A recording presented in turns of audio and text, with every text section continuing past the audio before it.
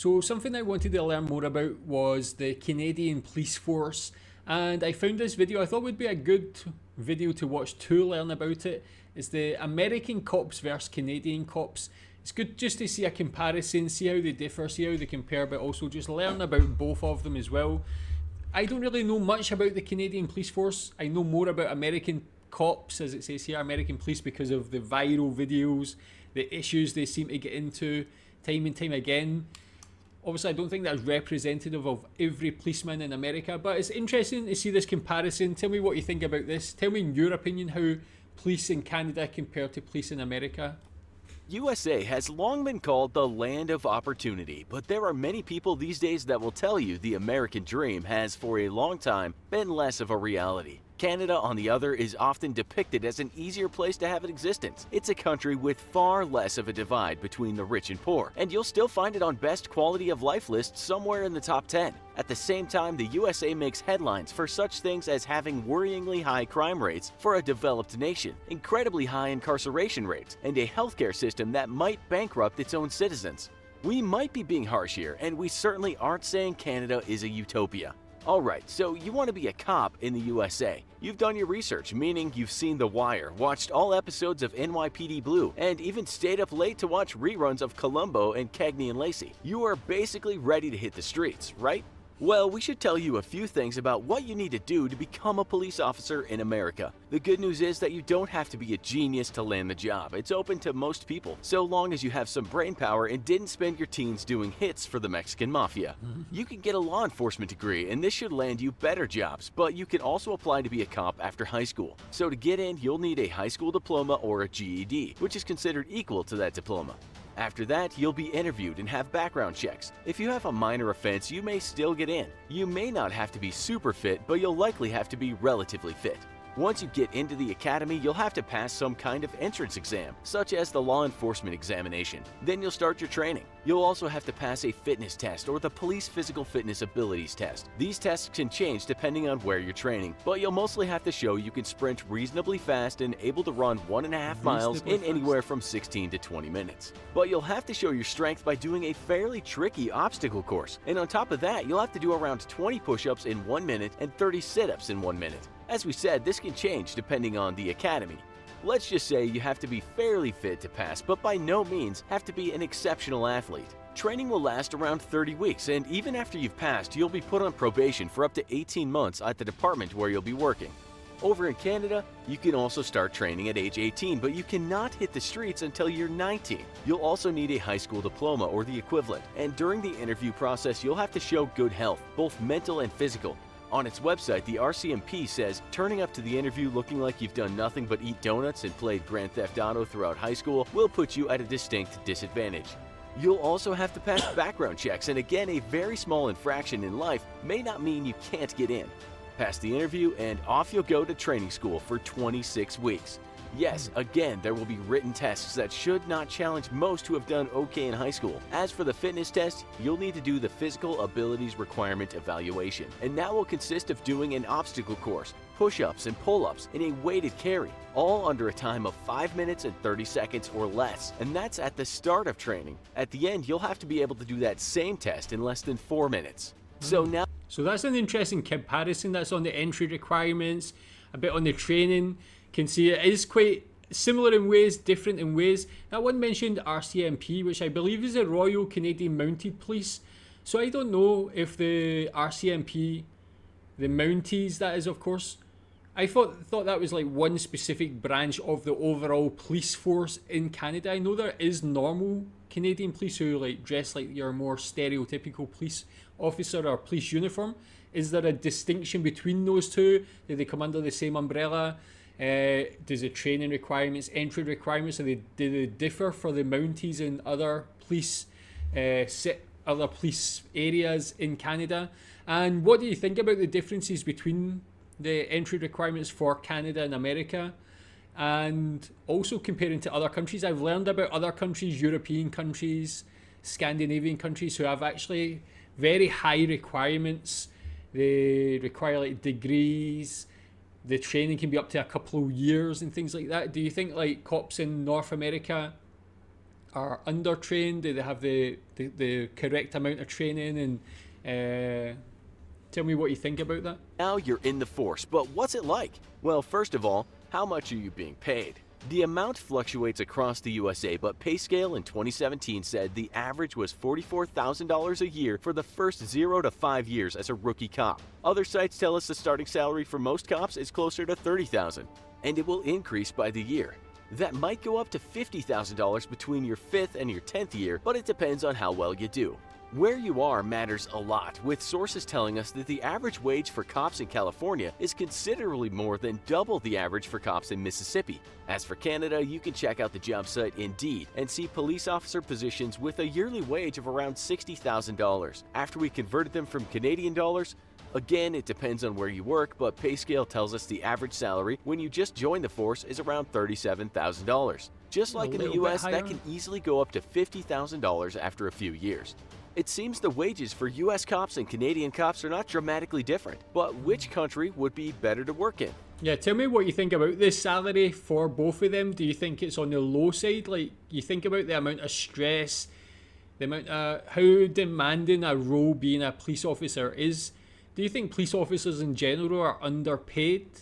Yeah, what do you think about that? Like, I work in tech, and tech salaries, especially from what I know in America, it's always like 6 figures and things. Do you think that's more deserving than like somebody who's putting their life on the line in some cases for their job? I feel like, in my opinion, they are quite underpaid.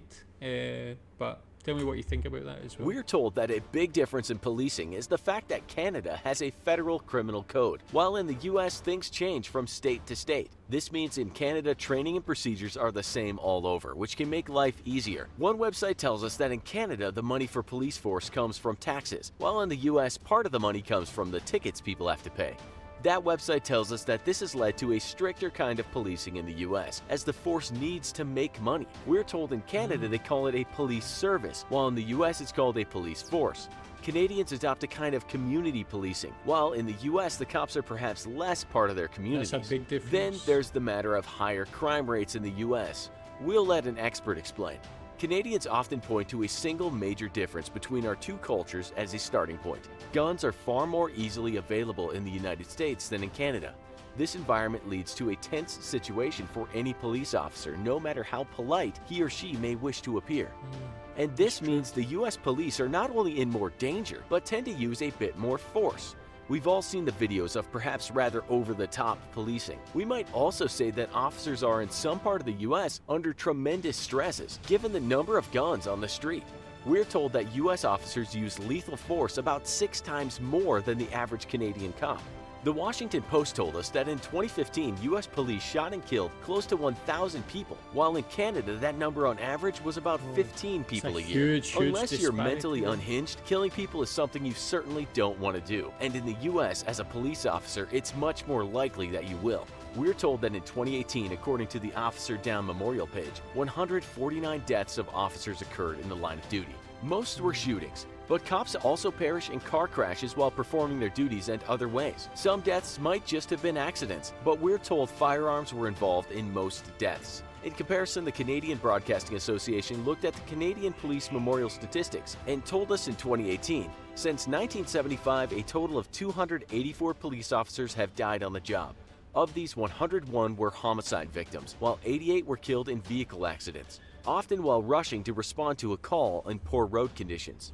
Yeah, again, with regards to that, like they talk about, obviously America is known for having, like the populace having a huge amount of guns. So yeah, you don't consider that, like when American cops are responding to something, like every single person could potentially be holding a gun and could potentially be that big of a problem. So it must be like, that must be huge stress to be under, having to think about that all the time. But what is the current situation for like gun legalization or the gun issue in Canada? Are guns legal?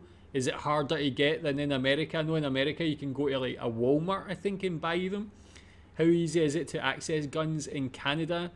And do you think that has an effect on how easy it is to be a police officer in either of these countries? We can certainly say that officers in the US have the more dangerous job by a long way. So you're getting a similar wage but have a more chance of killing someone and a more chance of being killed. You're also more likely to have to use force to adopt a more aggressive style of policing, all of which would likely make your job more stressful in the US. That stress is killing officers in the US, we're told. One study cited by Men's Health said the number of officers that took their own lives in 2016 was way more than those who were shot. There's not enough conversation about mental health within police and fire departments, said the study. It depends on where you are, of course. A recent study by the Department of Justice, for instance, said that the suicide rate in the Chicago Police Department was 60% higher than the US average. One officer who worked for the Fresno Police Department said that over his 35-year career, he counted 14 of his colleagues that took their own lives on the job. Apparently, getting the number of officers who do that after retiring is not easy to do. USA Today also reported in 2018 that more officers took their own lives, 148, than died in the line of duty. We can likely deduce that being a cop in the USA can be a very stressful job. In Canada in 2018, 9 officers took their own lives. This was high compared to recent years. We might also add here that there are many more cops in the US than there are in Canada. Statistics tell us that there are about 70,000 police officers in Canada and almost 10 times that amount in the USA. Other stats tell us the USA has considerably more officers per capita than Canada, but Canada has a lot less crime. We might also look at websites that list countries for the worst police brutality, and next to developed countries sometimes stands the USA. We're not going to go into all the reasons why this happens, but we might say that any chance of being part of such brutality might be said to have future negative consequences not only for the victims but also the perpetrators. Even if they don't get caught, one day it's likely their actions will cause them some amount of unhappiness. Just reading various sites, it seems Canadians in general have more trust in their police. This no doubt makes their job easier. Psychology Today tells us this of US policing. Recent polls suggest that the majority of Americans do not feel that the police are adequately held accountable for their actions, treat racial groups equally, or use the right amount of force. In conclusion, with Canadian police being liked more by those they serve, the fact that they have less chance of being killed, the fact that they deal with less crime and likely suffer less trauma, and the fact that their wages are not too different than their counterparts in the US, we'd say being a cop in Canada is better.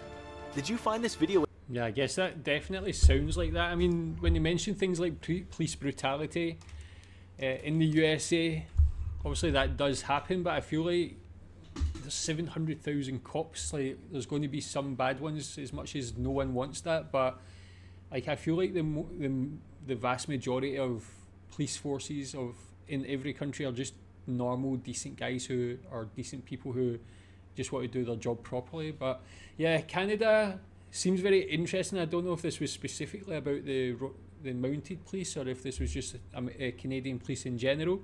But it was very interesting, good to see that comparison. Definitely it seems to be like it would be better to be a police officer in Canada. But tell me what you think about that. Tell me what you think about the comparison as well.